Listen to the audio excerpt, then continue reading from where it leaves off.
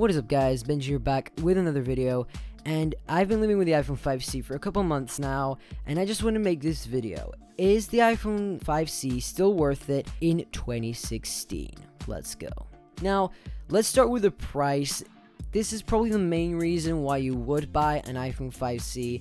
You could pick one up for about £100, $120. It's cheaper than most smartphones on the market. If you want a budget phone, you can buy one of these, and you can get these on Amazon and eBay.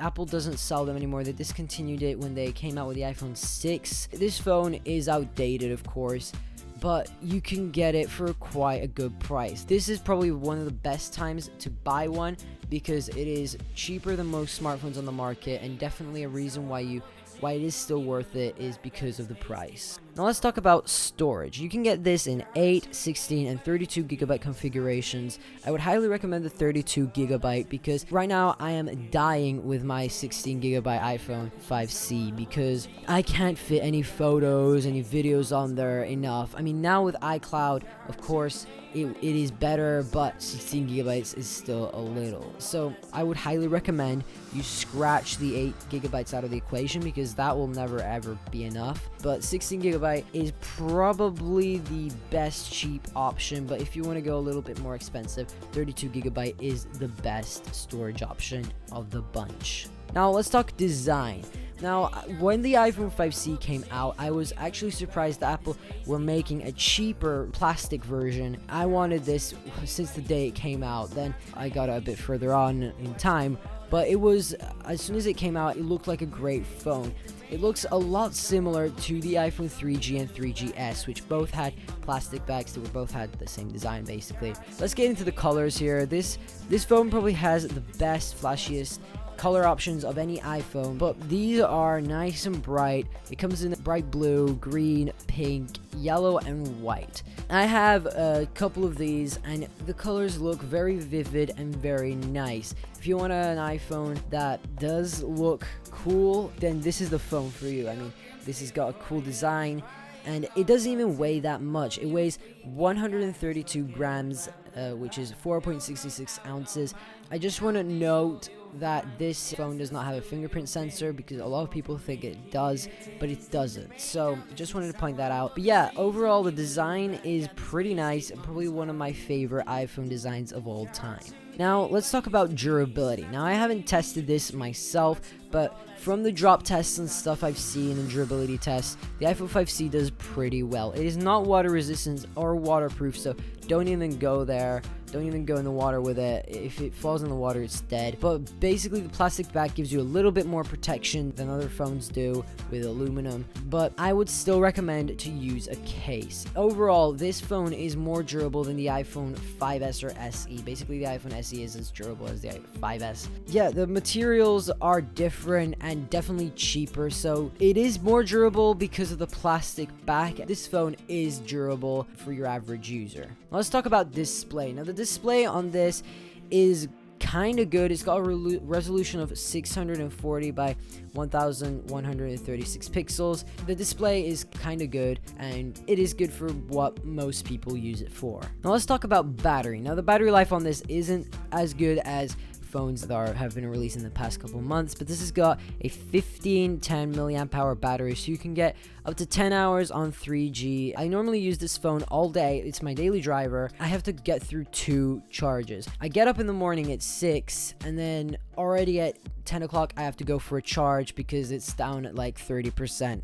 So more than 2 charges is how much I have to do at least, but the battery isn't that great. So if you want to get a phone that has a lot of battery, sorry, but this phone isn't very good unless you have a charger with you at all times with a battery pack, or you have a Mophie juice pack or something as a case. But definitely not the best iPhone in terms of battery life. Okay, so let's talk cameras. Now the rear camera is an 8 megapixel sensor with an f2.4 aperture, and it can record in 1080p at 30 frames per second. So the audio does come out kind of okay, and also pictures. Compared to the iPhone 5, this thing does way better camera wise. You can really get those vivid colors better than older phones. It's better than most Android smartphones on the market right now, actually. This is the iPhone 5C video test. This is how the video comes out.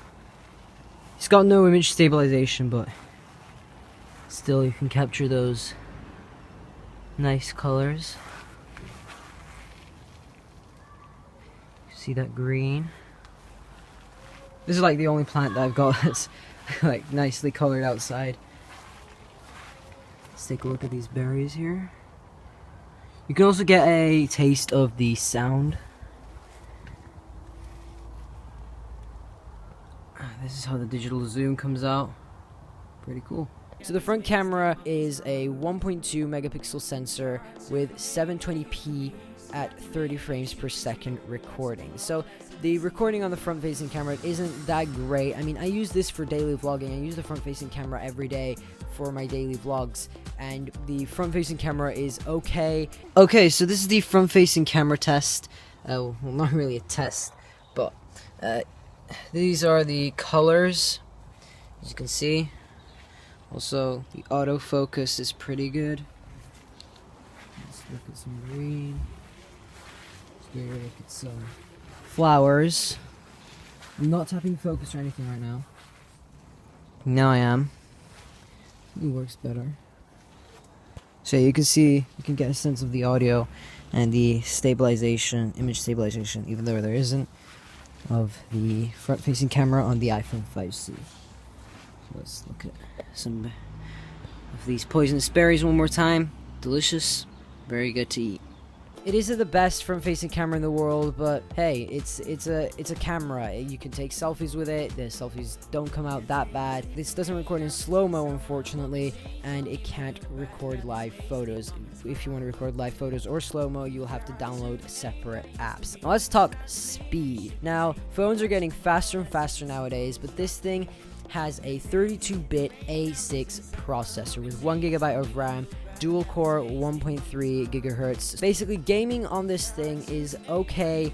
I mean, it's better than the iPhone 4S, definitely, especially if you're on iOS 9 on the iPhone 4S. But this is a great gaming phone if you want a small gaming phone. This is good, and also to watch YouTube videos and stuff. Even for your daily usage, this thing isn't too bad when it comes to speed. I mean, the Geekbench score on iOS 10.0.2 is 748 single core and 1112 multi-core. So it isn't the best of speeds, but it is good for what most people need it for. Now, my iPhone 5C feels a lot faster ever since I've updated to iOS 10. I've been trying the iOS 10 beta since June 13th when it came out. I downloaded it like in the middle of the night. It was super cool. But I absolutely love iOS 10 on my iPhone 5C. iOS 9 seemed like it slowed it down, and then iOS 10 seems like it made it faster, which is kind of weird because the iPhone 4S, the latest version, is iOS 9.3.4, and it is so slow. I remember when I had my iPhone 4S, the reason why I switched to the iPhone 5 was because the iPhone 4S was getting so slow. The iPhone 5C feels like it hasn't been forgotten. Apple keeps adding features. I mean, almost all the iOS 10 features that are on the iPhone 5S and stuff are on the iPhone 5C, so that is pretty cool. Now, how is this phone compared to other 4-inch iPhones? This thing is better than the iPhone 5 in terms of cameras, speed, durability, and different things like that.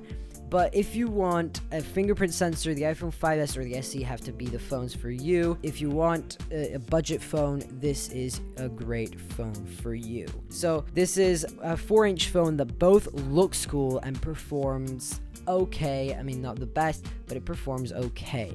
So if you're on an iPhone 4 or 4S and you're waiting for something big from Apple, like the iPhone 8, like you're disappointed about the iPhone 7, you want to wait for the iPhone 8, you can definitely upgrade to this phone. It is a great stepping stone and definitely recommended for those who are still waiting. That is it for this video, guys. Thank you so much for watching. If you enjoyed it, smash that like button.